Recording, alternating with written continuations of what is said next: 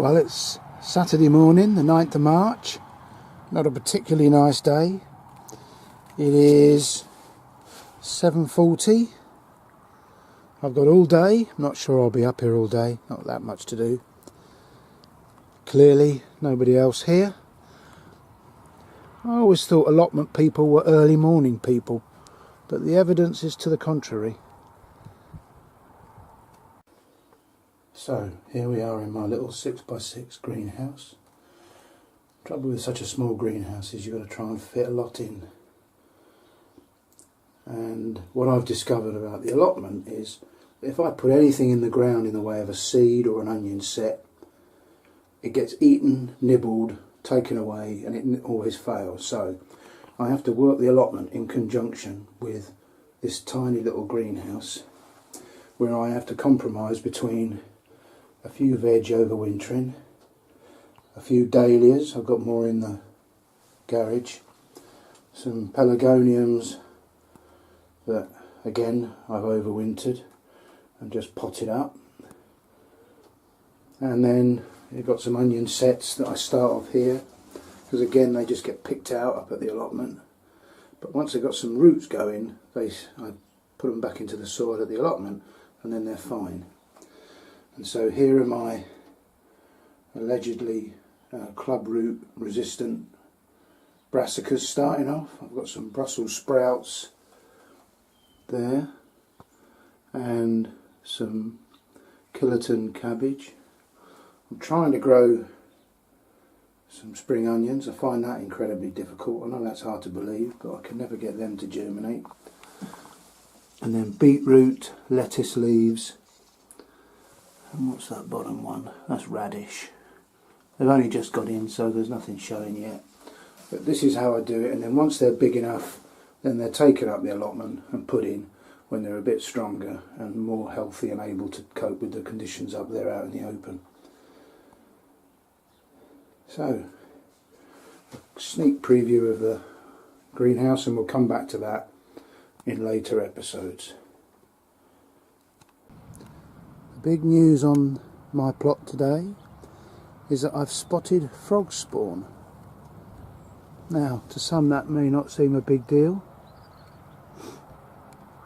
but when you dig a hole in the middle of nowhere and you stick a bit of water in it, to me it's a wonder of nature that somehow these frogs have found this little bit of water, done what nature does, and left the future generation in my pond, and I'm chuffed to bits. Nature's a wonderful thing.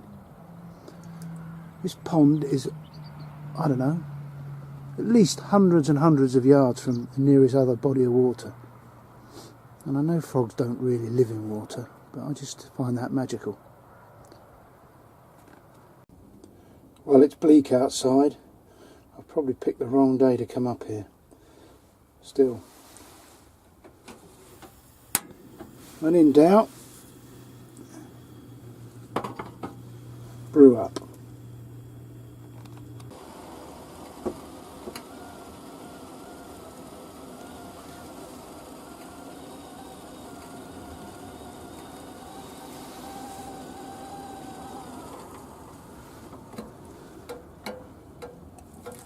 Tea, best drink of the day.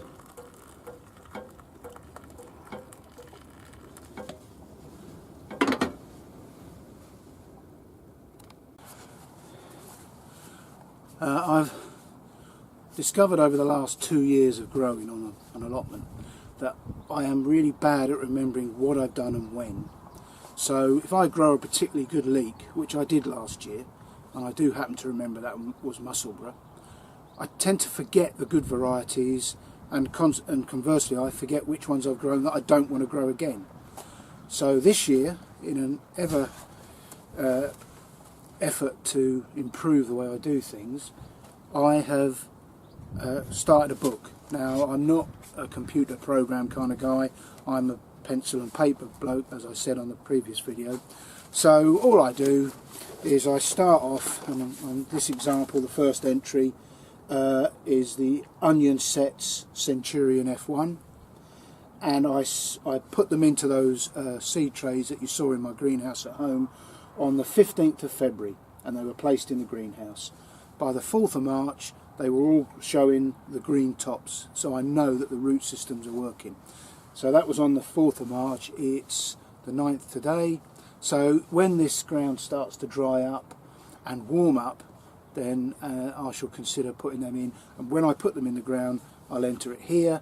Any other notes that goes with it, any pests, diseases, other events, so on. And then I will keep a timeline of when I take them out the ground, dry them, start eating them, start storing them, and when we use the last one. For example, last year's onions were particularly successful, and we're still eating them now, 6 or 7 months later after storing them in the garage. So that's how I'm going to do it, and I've done it every day. So far I've been meticulous. There's the various tomatoes I started, not particularly successfully, I have to say. That's why there's nothing else entered, because they haven't come up yet. Leeks, first sign of germination, 6th of March after sowing them on the 20th of Feb, and so on. So that's how I'm going to do it this year. I am going to try and be religious in keeping that up. So come next year, I will know those crops I want to grow again, those I don't, and more of a timeline of when I can expect to put the stuff in the ground and when I can expect to be eating it and how long it'll last for. Sounds great in theory, doesn't it? We shall see. But I know if I don't write these things down, I forget it all.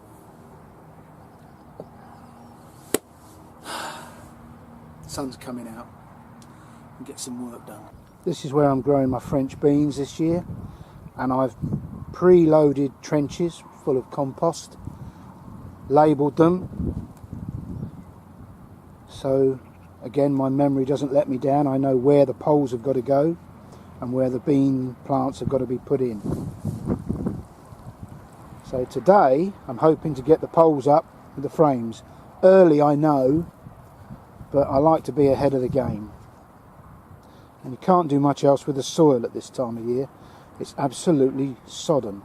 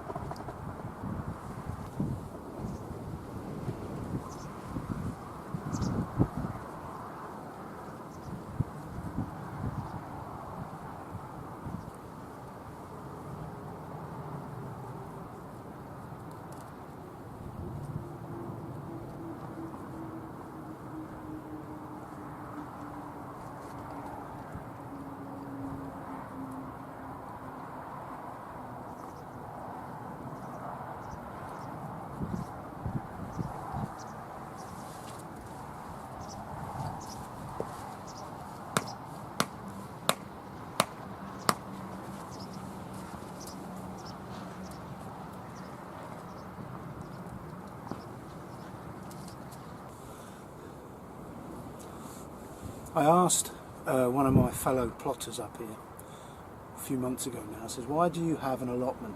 And he thought long and hard about it. He said, that's a really good question.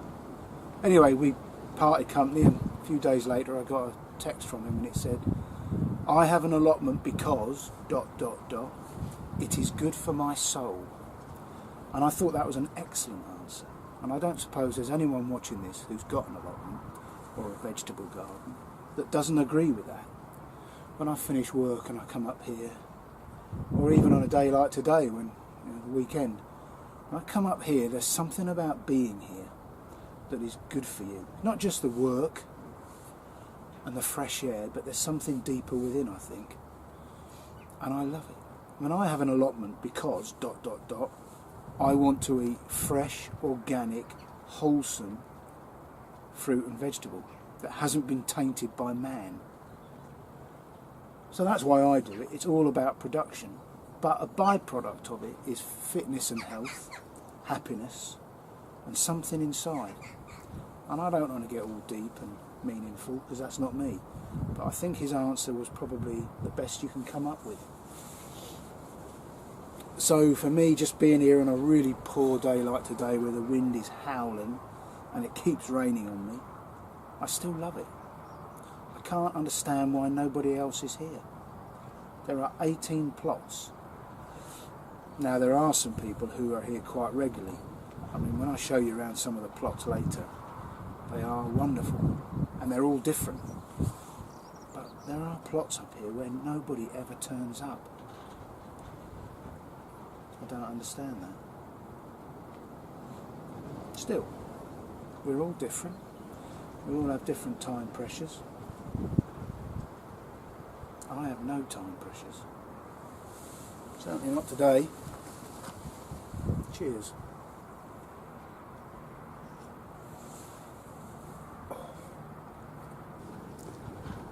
Well, that's the 2 French bean frames up and the runner bean frame up. So I'm only growing runner beans on that lower one and then around the archway at the entrance.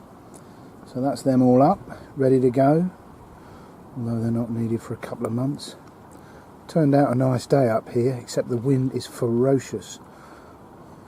I nearly got decapitated by all the lids on my compost flying off a minute ago. So I've had to put bricks on those. That was a miscalculation on my part. Anyway, now to get this grass cut.